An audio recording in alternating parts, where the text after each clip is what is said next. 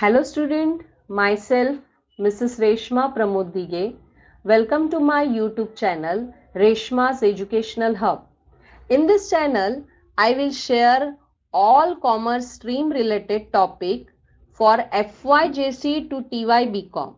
So don't forget to subscribe, and if you like my teaching method, then like and share to your friends also. They will also get the benefit of this. Okay. In this video, I am going to teach you bookkeeping and accountancy of standard 12th. Important topic in standard 12th is non-profit making organization. Non-profit making organization means the organization which aims at providing services. The primary objective of this type of firm is to just providing service, not for profit. जैसे कि सब लोग profit के लिए business करते हैं, but there are some organisation, ऐसे भी ऑर्गेनाइजेशन होते हैं कि जो प्रॉफिट के लिए बिजनेस नहीं करते, वो सिर्फ सर्विस प्रोवाइड करने के लिए बिजनेस करते हैं. उनका एम होता है सर्विस प्रोवाइड करना. और उसके एग्जाम्पल्स है like charitable trust, like Lions Club. ऐसे जो एग्जाम्पल्स है वो सिर्फ सर्विस देते हैं. They are called as a non profit making organisation. अभी ये नॉन प्रॉफिट मेकिंग ऑर्गेनाइजेशन है, but though they are non profit making organisation, they have to prepare accounts. Accounts तो हर जगह पे आएगा, भले प्रॉफिट करो या मत करो, आपको अकाउंट तो मेंटेन करना ही पड़ता है. जैसे कि हम लोग हाउस होल्ड, अपना घर का भी रहता है, नॉर्मली आपकी मम्मी भी अकाउंट मेंटेन करती है. So each and everywhere account is compulsory. So non profit making, but there are different techniques. मतलब अगर प्रॉफिट मेकिंग ऑर्गेनाइजेशन है तो आपने जैसे फर्स्ट टॉपिक में देखा final account, in that trading, profit and loss and balance sheet आप बनाते हो because it is profit making organisation. But यहाँ पे नॉन प्रॉफिट मेकिंग ऑर्गेनाइजेशन है तो आप लोग प्रॉफिट एंड लॉस अकाउंट तो बना ही नहीं सकते because there is a no motive of profit. अगर प्रॉफिट का मोटिव ही नहीं है तो प्रॉफिट एंड लॉस अकाउंट ही नहीं आएगा. तो here we can replace the profit and loss account with other account. So वो हम लोग स्टेप बाय स्टेप देखते हैं. Let's see. First, given in the question, आपको क्वेश्चन में क्या क्या दिया रहेगा. तो आपको क्वेश्चन में रिसिप्ट एंड पेमेंट अकाउंट दिया रहेगा and below that as usual adjustment. यानी क्वेश्चन में आपको दो चीजें दी रहेगी, एक है रिसिप्ट एंड पेमेंट अकाउंट और दूसरा है एडजस्टमेंट. सो एज यूजुअल, जैसे कि फर्स्ट टॉपिक में आपको मैंने बताया था कि आपको अगर क्वेश्चन सॉल्व करना है तो सबसे पहले आप लोगों को ट्रांसफर करना है, रिसिप्ट एंड पेमेंट अकाउंट को ट्रांसफर करना है. सो ट्रांसफर मींस कौन से अकाउंट में. सो यहाँ पे आप लोगों को एक अकाउंट दिया रहेगा रिसिप्ट एंड पेमेंट, और आपको आगे जाके दो अकाउंट बनाने हैं, दो स्टेटमेंट्स बनानी है. one is income and expenditure account and another one is balance sheet. So required to prepare is income and expenditure and balance sheet. You can note down. Given in the question is receipt and payment with adjustment, and required to prepare is income and expenditure account and balance sheet. So how to prepare this? आपके पास दो account बनाने हैं, मतलब whatever is given in the receipt and payment. हम लोग basic posting के बारे में पहले कर लेते हैं, then we will proceed to adjustment. पूरा क्वेश्चन आपको समझने के लिए सिर्फ दो चीजें आनी चाहिए, एक तो transfer of account from receipt and payment to either in income and expenditure और in balance sheet, and second thing is adjustment. So in this video we will concentrate first on receipt and payment transfer. So receipt and payment transfer, we will just discuss this first. Receipt and payment is nothing but your 11th standards cash book. भले आपका cash book याद भी नहीं होगा तो भी मैं थोड़ा सा आपको ब्रीफ में बता देती हूँ. Cash book means what? Here all cash comes in and here all cash goes out. जो भी पैसा आया है वो रिसिप्ट में लिखा है और पैसा गया है वो पेमेंट में लिखा है, इररिस्पेक्टिव ऑफ द ईयर. वो कब का है हमें पता नहीं है, लास्ट ईयर का है, नेक्स्ट ईयर का है, करंट ईयर का है, that we don't know. If we received money, recorded on receipt side. If we paid a money, recorded on payment side. So यहाँ पे receipt में जो भी दिया हुआ है, it is related to cash. And from this, इसकी help से आप जो बनाने वाले हो वो है income and expenditure. It's a profit and loss account. Profit and loss account जब भी आप बनाते हो तो प्रॉफिट एंड लॉस के डेबिट में आपके सब एक्सपेंसेस आते हैं और क्रेडिट में आपके सब इनकम आते हैं. This is the main point. यहाँ पे आपने रिसिप्ट यानी इनकम लिखा हुआ है और यहाँ पे पेमेंट. एक्चुअली यहाँ पे प्रिंटिंग मिस्टेक है टेक्स्ट बुक में भी. This is the payment side. यहाँ पे पेमेंट यानी आपने जब भी पैसा दिया, एक्सपेंडिचर सैलरी पे की, वो लिखा हुआ है. So here the debit income is given. सो जब भी आप इनकम एंड एक्सपेंडिचर में लिखोगे तो जो भी आपका डेबिट वाला है ना, वो सब कहाँ पे जाने वाला है? क्रेडिट में. And whatever is given on the credit side यानी receipt side will transfer to the expenditure side. वो कहाँ पे जाने वाला है? आपका एक्सपेंडिचर में. So first here the two balance cash in hand, cash at bank is given. आपको ये पूरा इग्नोर करना है because this is a old balance. आपके पास स्टार्टिंग में 10,000 थे और अभी कितने हैं? अभी आपके पास 5,000 है. तो आपकी वैल्यू अभी 5,000 ही है. 10,000 जो था वो गया. That was the opening balance. So just ignore this opening balance. आपको ये ओपनिंग बैलेंस कहीं पे भी लिखनी नहीं है, इसको ट्रांसफर करना नहीं है. So normally next time if I will ask you opening balance of cash, just give the answer ignore. After ignoring this, ये ignore जैसे opening balance of cash and opening credit balance of cash, bank overdraft भी होगा तो वो भी आपको ignore ही करना है. यानी ओपनिंग चाहे डेबिट में हो चाहे क्रेडिट में हो, just your single answer is ignore them. Okay. Now next, here whatever is written on the receipt side will transfer to either your income side. सब रिसिप्ट वाला आपका कहाँ पे जाने वाला है? इनकम में. मिला है ना, वो तो इनकम में जाएगा. और there is another option may be on balance sheet also. वो बैलेंस शीट में भी जा सकता है. बट मैक्सिमम 99% सब आपके जो ट्रांसफर रहते हैं वो रिसिप्ट के इनकम में जाते हैं. See like this. Subscription is our income. Subscription अपना इनकम है. सो ये सब्सक्रिप्शन आपको यहाँ पे मिलेगा क्रेडिट में. यानी वहां पे डेबिट में लिखा है और यहाँ पे किधर आया? आपका क्रेडिट में आया. Next one, after subscription entrance fees. Here on the debit side it is written, it must be transferred to the credit side. So entrance fees, देखो यहाँ पे लिखा हुआ है entrance fees. In short आपको क्या बोलना है? जब भी डेबिट का मैं कुछ पढ़ूंगी एडमिशन फीस, तो your answer is credit.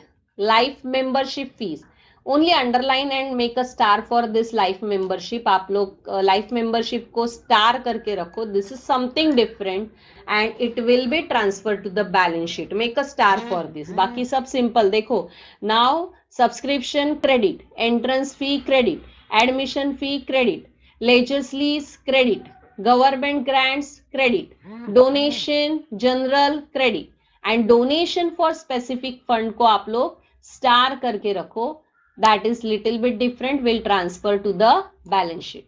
Then dividend credit, higher rent of hall credit, sundry income credit, sale of old materials credit, old newspaper credit, miscellaneous receipt credit, tournament receipt credit, cricket fee credit, tuition fee credit, term fee credit, etc etc etc credit, except this closing balance.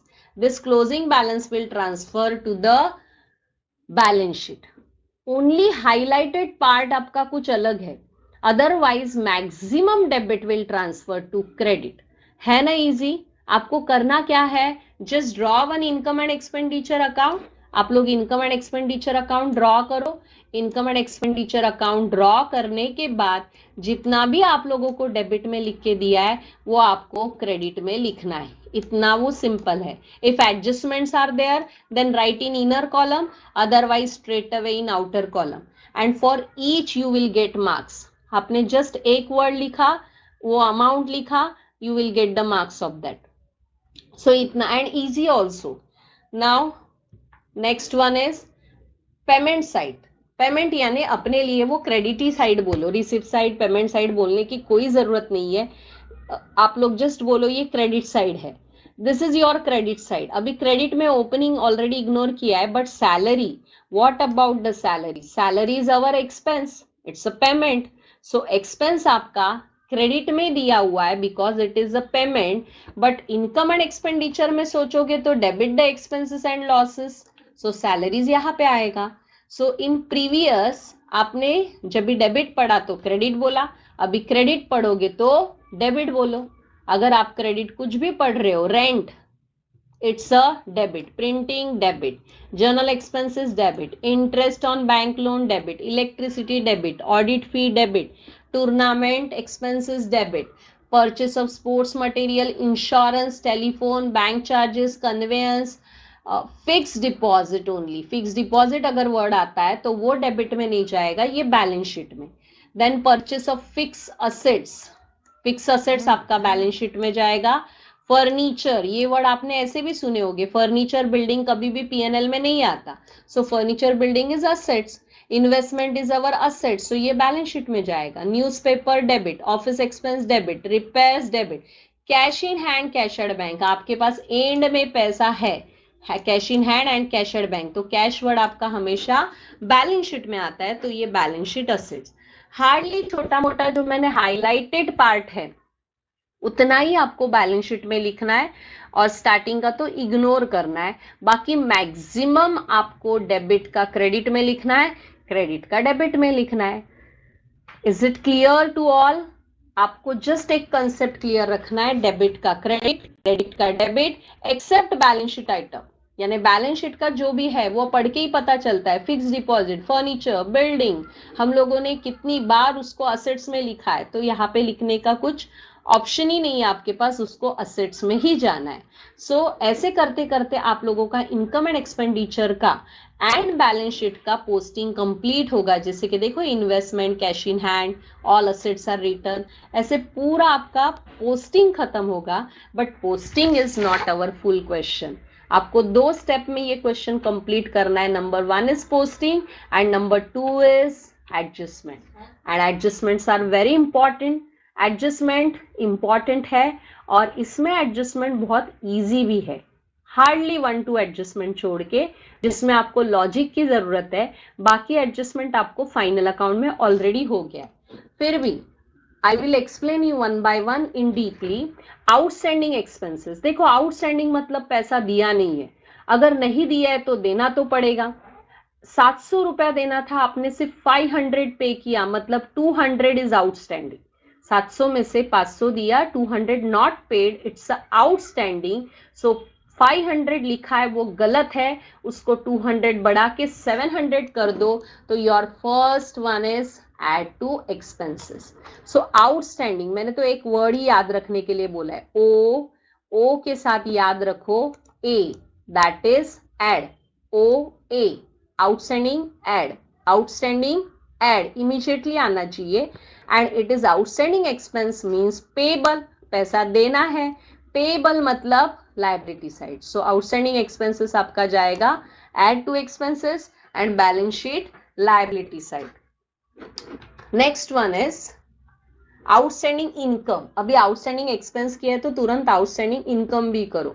Here it is O. For O as I told you, outstanding means आपको add ही करना है, तो यहाँ पे आएगा word add.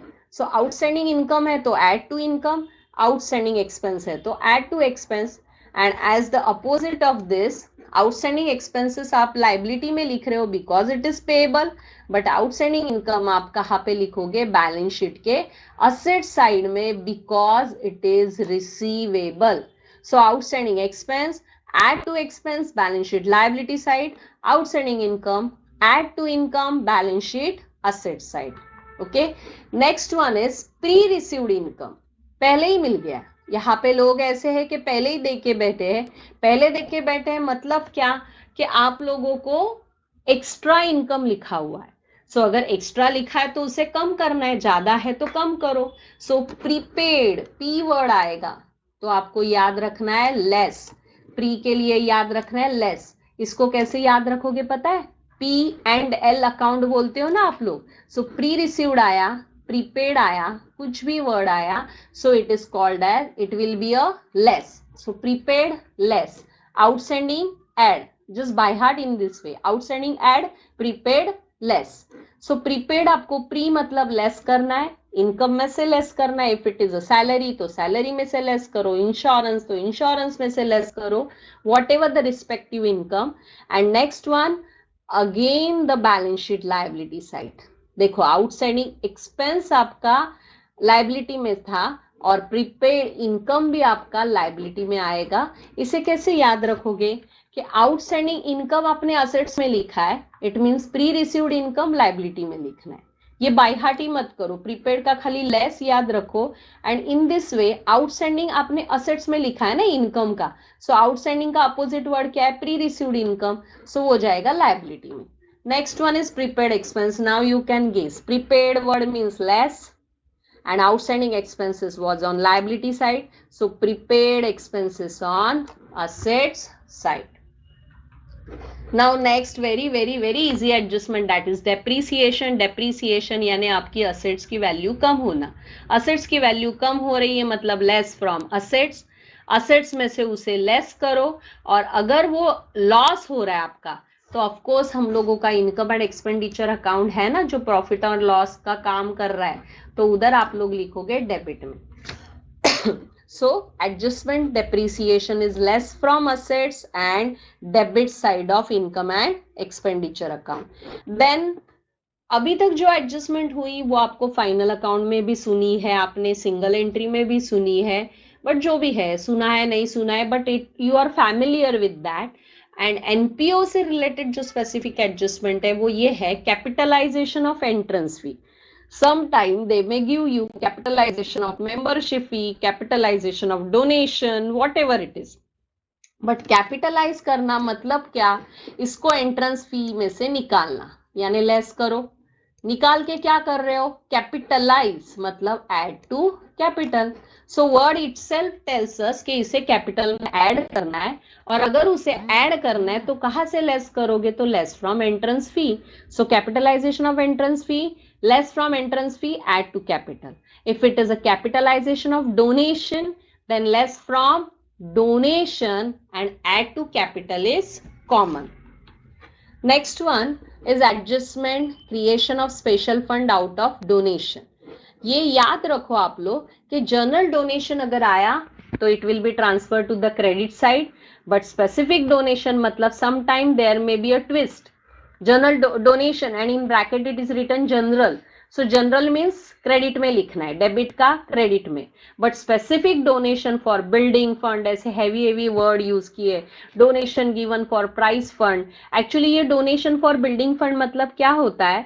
Some time आप लोग मंदिर में जाके ऐसे ही 1000 रुपीज दे के आते हो, so it's a general donation. But उधर जाके अगर आप बोलोगे कि ये जो है बिल्डिंग, वो पूरा जितना भी खर्चा आएगा वो मैं दूंगा, उसके लिए ये पैसा लो, so it is for the assets purpose, assets बनाने के लिए आपने पैसा दिया है, specific donation. Such donation will transfer to the balance sheet liability side as a fund, वो फंड करके आपकी लायबिलिटी में जाएगा। अदरवाइज सिंपल डोनेशन वर्ड अगर दिया होगा, nothing is mention, by default it is on the credit side. Okay, so there may be a donation with general word, then credit side donation for building fund, prize fund or specific purpose, then balance sheet liability, and only donation is given, then it will be transferred to credit side. Very good. Next one is stock of stationery. Sometime they may ask you the adjustment related to stationery. Opening stock may be given and then purchase is given. Purchase आपका stock बढ़ाता है, add करो। Closing stock आपका कम करता है तो यहाँ पे वर्ड आएगा less closing stock. Then whatever the answer is stationery consumed, here the replaced word less, opening add purchase, less closing, simple. Okay, this is adjustment stock of stationery. In next question हम लोग deeply देखेंगे The important adjustment for subscription, just note down or take a screenshot of this. This is very, very important. Most of the students facing the problem. Even I have prepared, I have taken this topic specifically because so many students asked me related to this adjustment subscription. बहुत लोगों को इसमें problems आते हैं and it is very easy if you are using the formula. It's a logic, it's really very easy, and the formula is by subscription received add outstanding. How you will memorize this? So by subscription received, start with this word, it will be appearing on the credit side of income and expenditure. Then like this, first add, then what, less, again less and add. So start up with add, less, add. Then next outstanding, advance, okay. Next CY, it means current year, previous year, then current year and previous year. So CY, PY, and here just with pencil just write down A for assets, again A for assets. Next one is L for liability, and next one is L for liability. So assets, liability. So this is by subscription received. And life membership pay, as I told you, it will be on the balance sheet liability side. This is the important terms, just keep in mind. अगर life membership fee आपको आता है तो आपको इधर उधर किधर नहीं देखना है, उसे balance sheet की liability side में चुपचाप लिख देना है. Next one,